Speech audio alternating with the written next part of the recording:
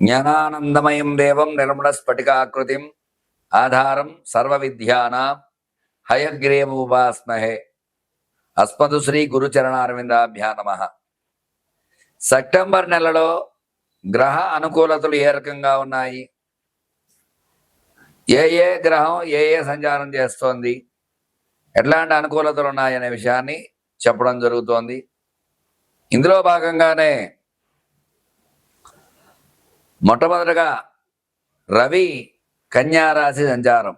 నవగ్రహాల్లో గ్రహాలకు అధిపతైన రవి కన్యారాశి సంచారం చేయటం. ఈ కన్యారాశి బుధుడు అధిపతి అవడం వల్ల బుధుడికి రవి మిత్రుడే అయినప్పటికీ కూడా కొంతమేర రవి అనుకూలత ఉండి కొన్ని రాశుల వారికి ప్రతికూల యోగాలు ఖచ్చితంగా ఉన్నాయి.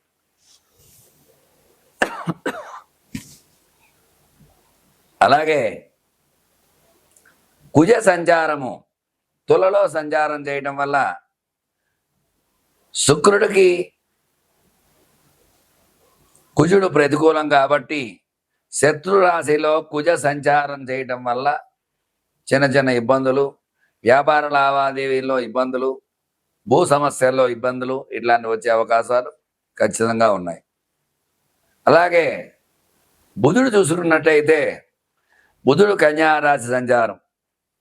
కన్యారాశి అధిపతి బుధుడే స్వక్షేత్రంలో సంచారం చేయడం వల్ల చదువు తెలివితేటల పరంగా బాగా చదవటము, చదువులో మంచి ర్యాంక్స్తో పాస్ అవ్వడము, ఉద్యోగంలో రాణింపు ఇట్లాంటివన్నీ కూడా బుధ అనుకూలత కొన్ని రాశుల వారికి ఉన్నాయి.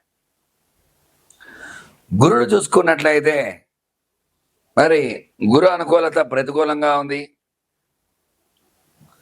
కర్కాటక రాశిలో గురు సంచారం చేయడం జరుగుతుంది. కర్కాటక రాశ్యాధిపతి చంద్రుడు అయినప్పటికీ గురు బలం అన్ని రాశులకి లేదు, కొన్ని రాశులకు మాత్రమే ఉంది. కాబట్టి గురు బలం ఉన్న రాశులందరూ కూడా చదువు ఉద్యోగాల్లో మంచి రేంజ్లో ఉండడము, గురు బలం లేనటువంటి వారు ప్రతికూల యోగాలు ఉన్నాయి, కొంచెం జాగ్రత్త వహించాలి. మరి శుక్రుడు చూసుకున్నట్లయితే శుక్ర సంచారం ఈ కన్యారాశిలో శుక్ర సంచారం చేయడం జరుగుతుంది. కన్యారాశిలో శుక్రుడు కేతువుతో కలవడం వల్ల, పాపగ్రహంతో కలవడం వల్ల చిన్న చిన్న ఇబ్బందులు వచ్చే అవకాశాలు ఉన్నాయి. కన్యారాశి వారికి అనుకూలతల కంటే ప్రతికూలతలే ఉన్నాయి.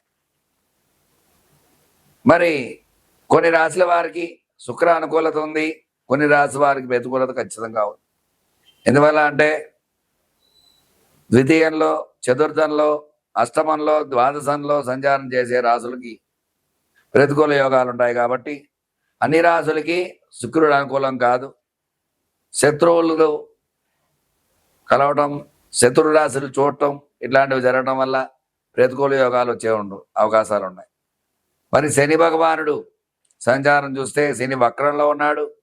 ఈ వక్రంలో ఉండడం పాపగ్రహం వక్రిస్తే శుభం చేస్తుందంటారు. అయితే ఏలినాడు శని ప్రభావం అధికంగా ఉండటం వల్ల ఈ కొన్ని ఇబ్బందులు, అర్ధాష్టమ శని, ఏలినాడు శని ఇట్లాంటి వల్ల కుంభ, మకర, మీన, మేషరాశుల వారు చిన్న చిన్న ఇబ్బందులు పడుతూ ఉంటారు. అట్లాగే రాహు చూసుకున్నట్లయితే కుంభ సంచారం చేస్తున్నాడు.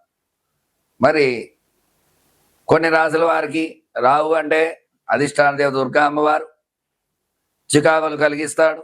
దృష్టి దోషాలు, నరదృష్టి, నరఘోష ఇట్లాంటివన్నీ ఉంటాయి. కాబట్టి ఈ పాపగ్రహాలతో కలవడం వల్ల వక్రగ్రహమైన శనిగ్రహం వక్రించి కుంభంలోకి రావటం ఇలాంటి ఇబ్బందులు ఉండడం వల్ల చిన్న చిన్న ఇబ్బందులు అవన్నీ ఉన్నాయి రాహు వల్ల. కేతువు చూసుకున్నట్లయితే కన్యలో సంచారం చేయడం జరుగుతోంది. మరి మొత్తమే చూసుకున్నట్లయితే గ్రహ అనుకూలత ఈ నెలలో 8 రాశుల వారికి అనుకూలంగా ఉంటే 8 రాశుల్లో 5 రాశుల వారికి చాలా బాగుంది, 3 రాశుల వారికి సామాన్యంగా ఉంది, 4 రాశుల వారికి మాత్రం ప్రతికూల యోగాలు ఉన్నాయి. అందువల్ల జాగ్రత్తగా చెప్పినటువంటి రెమెడీలు పాటించి సుఖ సంతోషాలతో ఉండాలని కోరుకుంటూ మీ రవికిరణ్ శర్మ, వేలూరి జ్యోతిషరత్న అవార్డు గ్రహీత. నమస్కారం, నేను మీ రవికిరణ్ శర్మ, వేలూరి. సెప్టెంబర్ నెలలో ద్వాదశ రాశుల వారికి ఏ రకంగా ఉండబోతోంది, ఏ ఏ రకమైనటువంటి శుభ ఫలితాలు పొందబోతున్నారు, ఏ ఏ అనుకూలతలు ఉన్నాయి, ఏ ఏ ప్రతికూలతలు ఉన్నాయి అనే విషయాన్ని గురించి మనం చెప్పుకోబోతున్నాం. అందులో భాగంగానే ఈ 12 రాశుల్లో మొట్టమొదటి రాశి అయినటువంటి మేషరాశికి ఏ విధంగా ఉండబోతోంది అనే విషయాన్ని గురించి తెలుసుకుందాం. మేషరాశ్యాధిపతి కుజుడు. కుజుడు అవడం వల్ల వీళ్ళకి మంగళవారాలు కలిసి వస్తూ ఉంటాయి ఈ నెలలో. అలాగే ఈ నెలలో ఆర్థిక ఇబ్బందులు కొంచెం ఉంటాయి. వ్యాపార పరంగా చూసుకున్నట్లే అయితే కొంచెం ఇబ్బందులు అయితే ఉన్నాయి. గత నెలలో కంటే కూడా ఈ నెలలో కొంచెం వ్యాపారం తక్కువగా జరిగే అవకాశాలు ఉంటాయి. క్రయ విక్రయాలు తక్కువగా జరుగుతూ ఉంటాయి. వ్యాపార పరంగా ఇబ్బందులు వచ్చే అవకాశాలు ఉన్నాయి. అట్లాగే వివాహ ప్రయత్నం చేసేవారికి ఈ నెలలో 40% వరకు అనుకూలతలు ఉన్నాయి, 60% ప్రతికూలతలే ఉన్నాయి.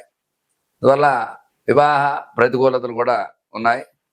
అలాగే సంతానం గురించి ఎదురు చూసే వారికి ఈ నెలలో ఒక 30% వరకు మాత్రమే అనుకూలత ఉంది. శుభవార్తలు వినే అవకాశం ఉంటుంది. అలాగే వ్యవసాయ పనులు చేసే వారికి వ్యవసాయ అనుకూలత ఉంది, వ్యవసాయం బాగుంటుంది ఈ నెలలో. అట్లాగే ఉద్యోగ ప్రయత్నాలు చేసేవారికి ఖచ్చితంగా ఉద్యోగంలో అనుకూలతలు ఉన్నాయి. ఎందువల్ల అంటే గురుడు అనుకూలంగా ఉన్నాడు ఈ రాశికి. గురు అనుకూలంగా ఉండడం వల్ల ఖచ్చితంగా ఉద్యోగంలో అధిక ధనలాభం కలిగే అవకాశం ఉంటుంది. అట్లాగే ఉద్యోగంలో ప్రమోషన్స్ రావడము, మంచి బదిలీ రావడము, ఇట్లాంటివన్నీ జరుగుతూ ఉంటాయి. విద్యార్థులకి మంచి విద్య, గురు బలంగా ఉండడం వల్ల మంచి విద్య చదివే అవకాశం ఉంటుంది. మంచి ర్యాంక్స్తో పాస్ అయ్యే అవకాశం ఖచ్చితంగా ఉంటుంది. అట్లాగే మొట్టమొదటి చూసుకున్నట్లయితే ఈ రాశి వారికి చిన్న చిన్న ఇబ్బందులు అయితే ఉన్నాయి. ఆ ఇబ్బందుల నుంచి తొలగడానికి వీళ్ళు మంగళవారం కలిసి వచ్చే వారం కాబట్టి మంగళవారం నాడు ఆంజనేయ స్వామికి 21 ప్రదక్షిణాలు చేసి ఆకుపూజ, సింధూరార్చన చేసినట్లయితే ఖచ్చితంగా ఈ రాశి వారికి అనుకూలంగా ఉంటుంది. చూశారు కదండి, మేషరాశి వారికి ఎలాంటి అనుకూలతలు ఉన్నాయి, ఎలాంటి ప్రతికూలతలు అనే విషయాన్ని చెప్పడం జరిగింది. చెప్పినటువంటి రెమెడీ పాటించి చక్కగా భగవత్ అనుగ్రహాన్ని పొందుతారని కోరుచున్నాను. మీరు రవికిరణ్ శర్మ, వేలూరి.